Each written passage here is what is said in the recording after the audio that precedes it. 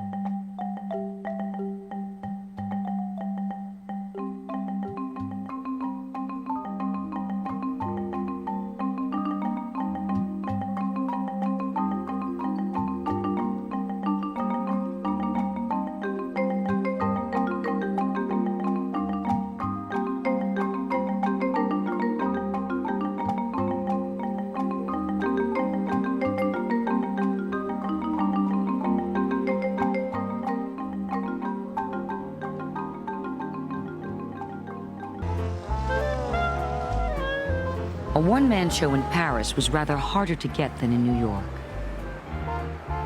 Finally, a dealer named Worms, whom Calder would forever call Monsieur Worms, offered his gallery, as long as the artist would pay for the privilege.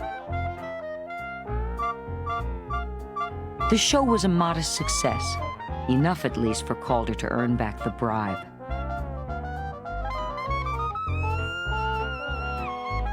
After his second European exhibition in Berlin, art critics began at last to take Calder's work seriously. "The figures are amazing," wrote one reviewer. "In these works of art, all artistic rules are suspended."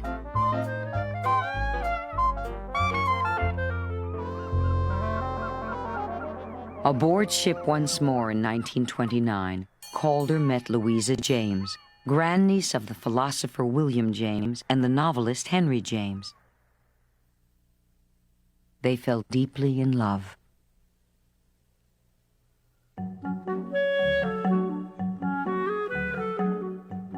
At his second New York show, hardly a year since the first, the gallery was practically overflowing with wire sculptures, wood carvings, paintings, toys, and jewelry.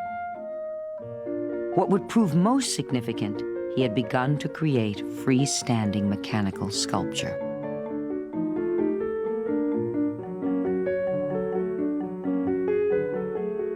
As his reputation grew, the newly founded Harvard Society of Contemporary Art invited him to show his wire sculpture.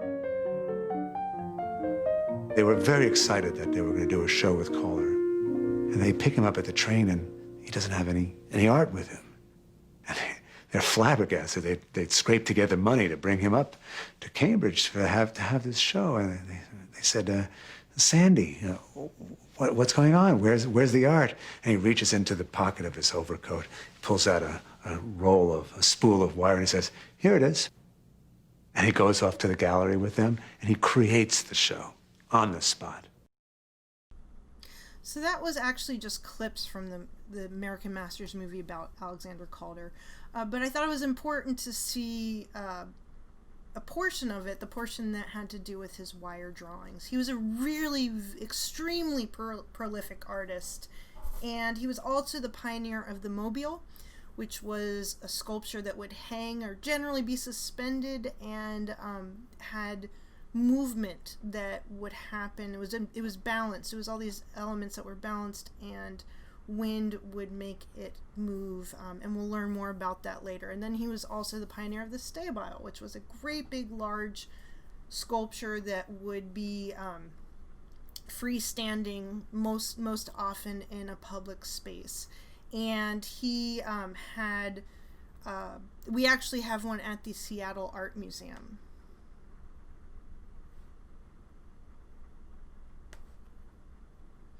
So here you're seeing some of his works that he did that were portraits. He would, as I said, like go to a party and just make portraits of people with wire that he carried around with him, and that was his sort of launching point into, or the work that started getting him famous before he got onto the work that he's really known for now, which is the mobiles and stabiles.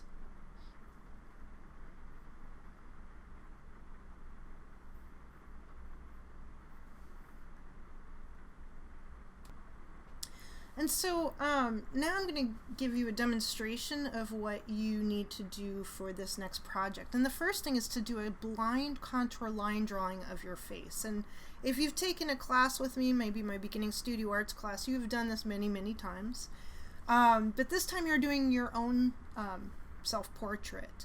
So what you do is you get a mirror, or you get set up your phone or your computer with the camera on so that you can see your face. You look only at your image in that device or in that mirror. You don't look at your page. So you're going to have a piece of paper and a writing utensil, and you're going to put it down on the page, and you're not going to look at it again, just at the mirror, and you're going to use one continuous line to draw your face, the contours and the features, while you look at yourself in the mirror. And I want you to go slow, and I want you to really, this is an exercise that I generally have with students to teach hand-eye coordination. We're using it for a different purpose in this project. But what I want you to do is go really slow and have your eyes trace the contours and details of your face, and try to have your hand match that without looking at the paper. So here is the results of my work. I have one continuous line. You can kind of see how I connected things. It will come out wacky looking. That is totally normal, totally fine. Feel free to do it a couple times if you want, but it's mainly just an exercise, a training. So it doesn't have to be perfect. Then you're going to measure out 5 feet of your wire. If you don't have wire, try to find something else that you can bend fairly easily. Bunch of twist ties together, not sure, but the worst case scenario, just do a couple of contour line drawings if you don't have any wire. In this video you see me cutting with the scissors, but that is not what you're going to do because the wire you have is much thicker. So you have a pliers, and in the inner part of the pliers you'll see a cutter. So if you use the kind of inside or the deepest part of the pliers, you can cut your wire, and then you can use the outer parts to bend the wire to how you want it. So once you have approximately 5 feet of wire, then you are going to spend time carefully trying to bend it into some kind of portrait or likeness of yourself. You want to aim for some three-dimensionality, but this is only 5 feet of wire, so you're not going to get this full round head. If you really love doing this and you want to add more wire, that is okay. But I'm starting you out with 5 feet so it's more manageable. And if you don't like what you get, it's very easy to just straighten it back out and start over again. However, these do not have to be perfect. So please don't beat yourself up with this project by doing it again and again and again and thinking it's not good enough. Even if you wind up with something that looks like a cartoon character, you have done good enough. So you're going to slowly bend it. You may use pliers if you want to have really tight bends or tight twists.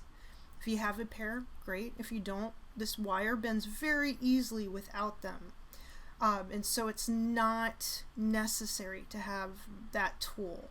So you can see I just use the pliers to kind of bend, like scrunch down or crimp where my eyebrow is. But you could even just push it against the table and get the same effect. It's very soft wire. The other thing you can do is you can twist it together in points if you want to create structure or stability, if the wire breaks or you need to add in a wire, or if you just like the look of it. So feel free to twist the wire together in places. You don't have to have just one continuous line that doesn't touch anything else. So yeah, I'm just slowly kind of looking at my drawing, looking at the mirror. You don't have to match the drawing, but the drawing is there as a reminder of how you did things. Like, how did you trace the eyeball and then go down the side of the nose and then somehow reach the mouth? Like, how did those connections happen? And that drawing you don't need to trace it, but you do need to, but I suggest you use it to inform how you get from one part of the face to the other, or from one feature to the other. So I'm just going to let you watch this for a bit. I know it's a little bit tedious, but the reason why I am not speeding it up is because I want you to be able to just see the details of how I'm doing this. I apologize for being not kind of centered on the video, but you can see that I'm just sort of working from one end to another, and it gets a little beat up as you work on it, and so you often go back and kind of straighten things out, realign things as you go. There's a lot of making something and then backtracking and adjusting everything else.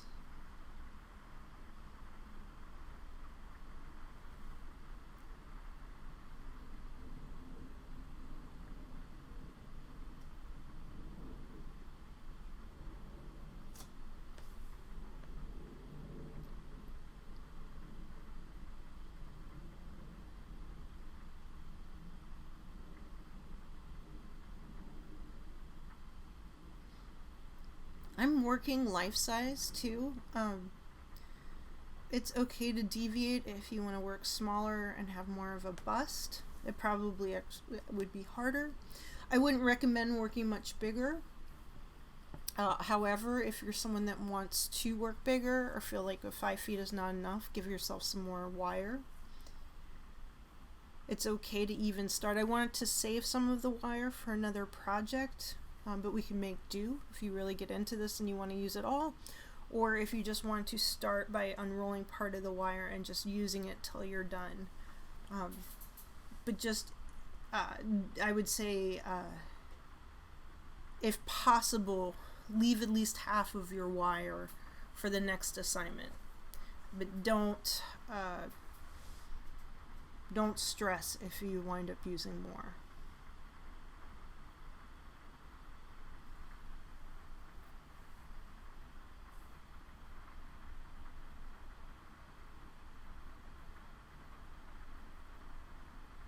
Alright, I'm almost there. I know this is riveting cinema, but like I said, I want you to be able to just watch how I'm kind of manipulating it, and also, and I've had some practice with it, but it doesn't take an extraordinarily long amount of time. I believe that you should be able to get the first 2 pieces done in a class period. The 2 pieces of the project done in a class period.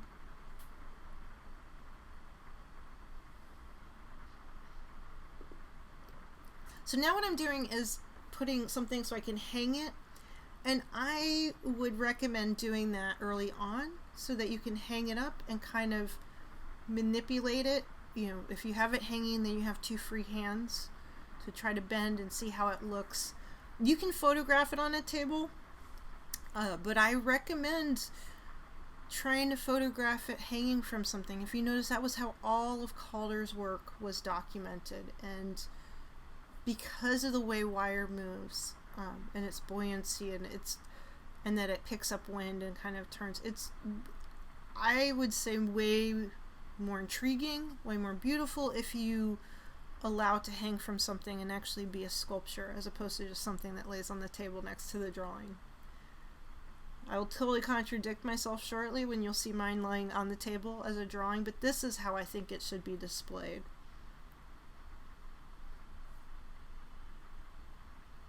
And if you notice, just you won't get the movement in a photograph. So there you go. It's laying on the table. It's fine too. It has a shadow, so it's, you know. So the project is a 2D to 3D drawing in space. And so what I want you to do is create a blind contour line drawing of your face. This is your first part of the assignment. Get a drawing instrument and a piece of paper and look in a mirror or your cell phone in selfie mode and do not look at your page at all. And I want you to put your pencil or whatever it is you're using to draw on the page, and then without picking it back up and without looking at that page, draw the contours and details of your face in one continuous line. Once you've completed that, I want you to get a 5-foot length of wire, more or less, but more or less 5 feet, and then slowly bend the wire to create a single line drawing of your face. You may look at the wire for this project, but be sure to look at your face more in the mirror. So what I tell students is 80-20, 80% looking at the thing that you're trying to create, in this case your face, 20% looking at the medium you're creating it with, which would be your wire. So this is an exercise. It doesn't have to be perfect, and I'm showing you some examples, some excellent examples from last year's class, and you can see that people are trying all different kinds of tactics. They're tracing their drawing, they're doing it freehand.